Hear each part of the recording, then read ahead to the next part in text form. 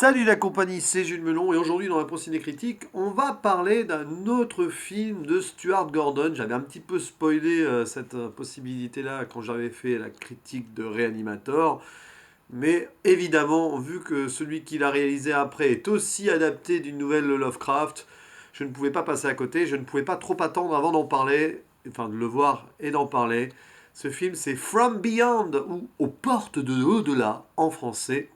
Donc sorti un an après Reanimator et toujours réalisé par Stuart Gordon, avec toujours Jeffrey Combs et Barbara Crampton dans les rôles principaux. On reprend les mêmes, ou presque, et on recommence. Alors, voilà, du coup, là, se posait un problème pour moi, parce que contrairement à Reanimator, où je sais pas que j'avais pas une attente, mais du coup je découvrais un petit peu l'univers du bonhomme, et que j'avais aimé et tout, voilà. Contrairement donc à Reanimator, là j'avais une grosse attente sur celui-ci, d'autant plus que le pitch de base m'intéressait. Vraiment. Alors que Reanimator, bon oui, des morts qui reviennent à la vie, ok, pourquoi pas, ça fait très zombie.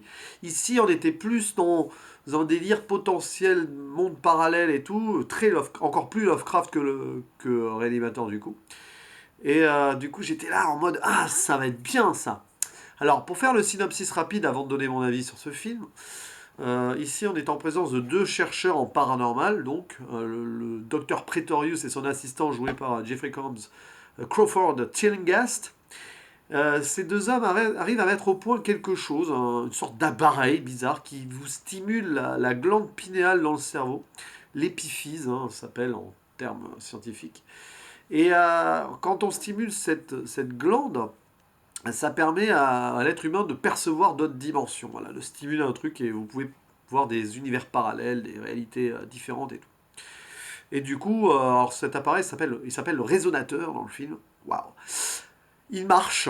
Voilà, il y a une expérience, il faut une expérience, il marche, il y a des formes bizarres qui apparaissent, mais malheureusement, elles viennent dans notre réalité, enfin dans la réalité des deux hommes, et elles attaquent l'un des deux qui meurt, donc le Pretorius meurt, et malheureusement pour lui, Crawford, Jeffrey Combs, n'est pas cru par la police et se fait interner dans une unité psychiatrique parce qu'on pense qu'il a tué sauvagement son compère et qu'il n'est pas du tout sain d'esprit.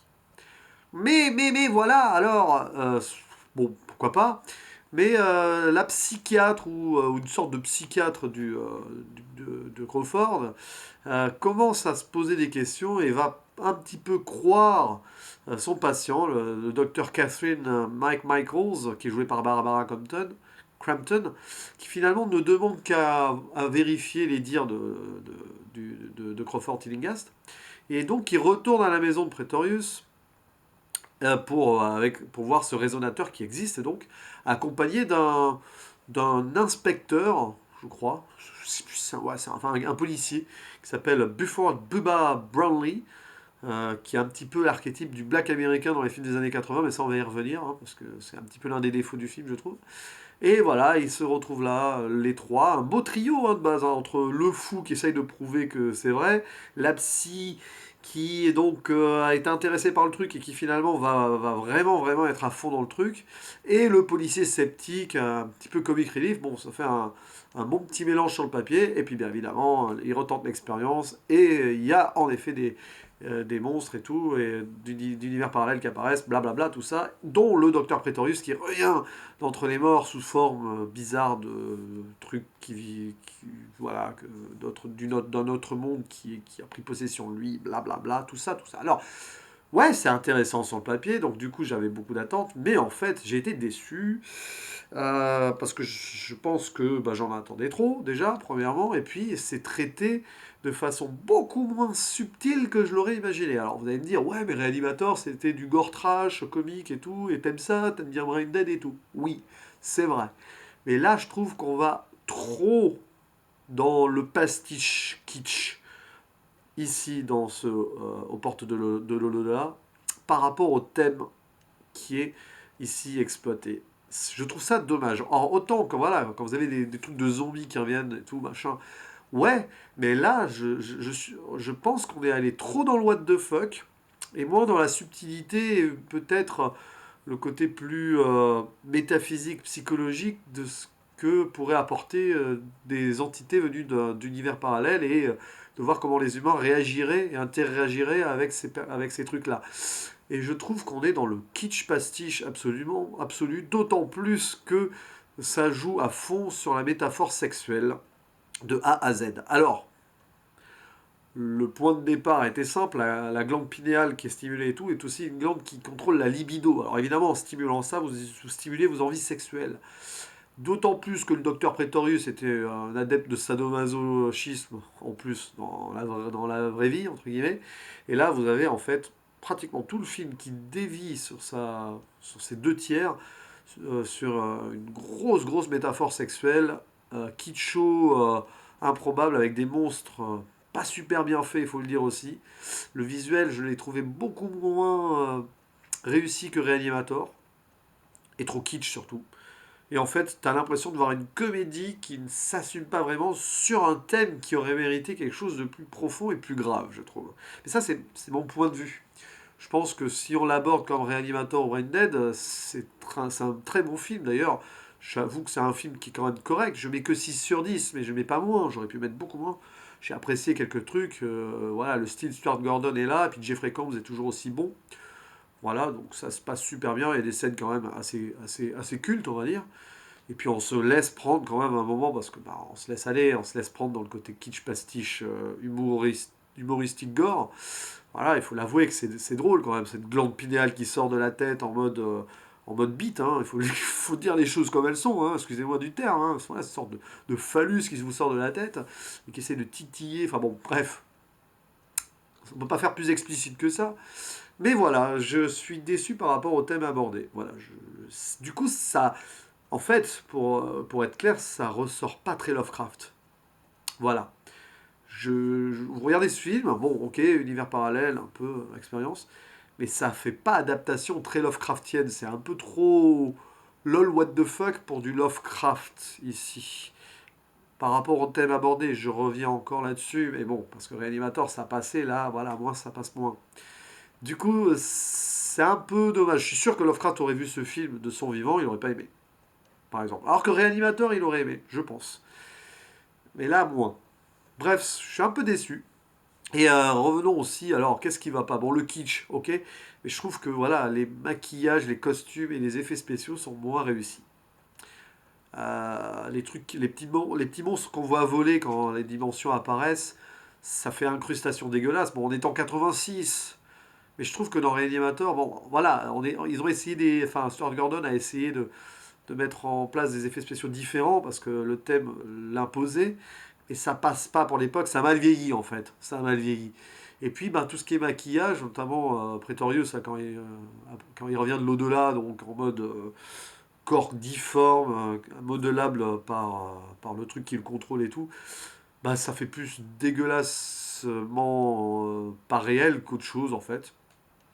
Donc voilà, c'est pas très efficace en soi. Puis il y a ça, et puis il y a aussi des décisions de personnages qui sont complètement cons. Faut l'avouer. Alors le personnage de Barbara Crampton, donc la psy, est un personnage profondément con dans le film. Il faut l'avouer. Bon, euh, ça renforce le scénario et ça alimente le fond du film. Je veux bien.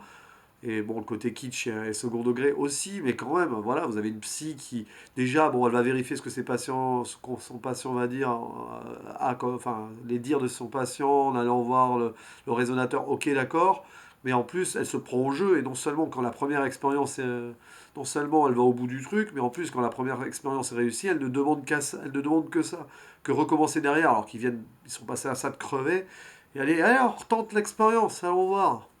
Non, personne n'aurait fait ça. Après la première expérience tentée, une fois l'épreuve là, avec le témoignage du flic sceptique à la base, eh ben, voilà, tu vas prévenir les autorités, tu essaies de prendre les choses en main de façon plus officielle, avec plus de gens et plus de renforts, quoi. Bah non. Et puis il y a le personnage du flic, voilà, qui est là pour surveiller en fait Crawford, hein, parce qu'il est toujours en état d'arrestation, plus ou moins.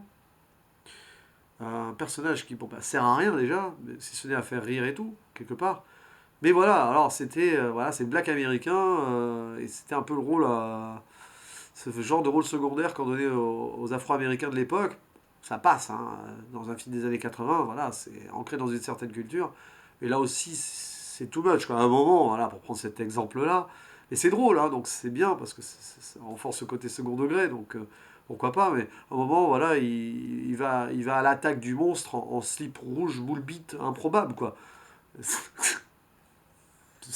Enfin, c'est complètement what the fuck. Bon, pourquoi pas, après tout. Mais ouais. Bref, c'est un film qui aurait dû être fait autrement selon moi par rapport au thème abordé. Alors c'est la limite du le gore trash lolilol. C'est super, mais il y a des limites. Voilà, c'est là où moi je suis un peu entre deux eaux. J'aime bien, j'adore ça, Brain Dead, donc Reanimator, tout ça. Même Bad Taste aussi. Mais là, ici sur ce thème-là, univers parallèle, là, c'est plus science-fiction qu'horreur pour moi ce film. Il y a un côté science-fiction et le côté science-fiction pour moi, doit faire gagner un film en profondeur et en sérieux, et là, il n'y a pas du tout. Voilà. Il n'y a pas du tout. Le côté univers parallèle, autre dimension, n'est pas du tout exploité. Voilà. Et c'est dommage. C'est vraiment dommage. Je trouve qu'il manque quelque chose à ce film. Qui se concentre trop sur le côté horrifique, lol, alors qu'il y a tout ce pan science-fiction, potentiel métaphysique qui est complètement passé à la trappe. Mais c'est comme ça. Après, heureusement, les acteurs sont bons, heureusement, la mise en scène est cool, heureusement, il y a quelques scènes cultes. Ça sauve le film du naufrage, clairement. Voilà, 6 sur 10. Ça reste quand même une note qui est au-dessus de la moyenne, donc pas si mauvaise que ça. Mais je suis déçu de ce From Beyond. C'est comme ça, c'est pas grave, hein, de toute façon, ça arrive. Hein. Puis si vous avez aimé, bah, tant mieux, et vous pouvez dire en commentaire pourquoi vous avez aimé. Je suis peut-être passé à côté d'un truc, où j'étais trop en mode attente maximale sur ce genre de film-là. Mais bon, après tout, ça reste quand même de la série Z. Hein. Qu'est-ce que je voulais que je vous dise? Allez, à la prochaine. Ciao.